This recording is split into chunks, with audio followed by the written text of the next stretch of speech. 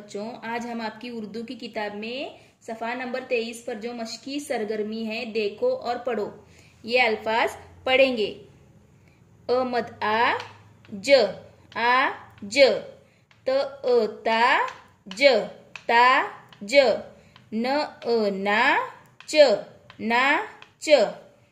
न ना न ज जा न ट टा ट ब बा ट च चा ट अ मद आ ज जा ब बा जा न ना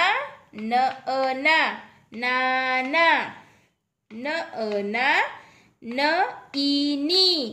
नानी प पा न इनी पानी ब बा ज इजी बाजी ह हा ज इजी हाजी च चा ब इबी चाबी ब इबी बीबी ख खा ल इली खाली अ मद आ त एते आते ज जा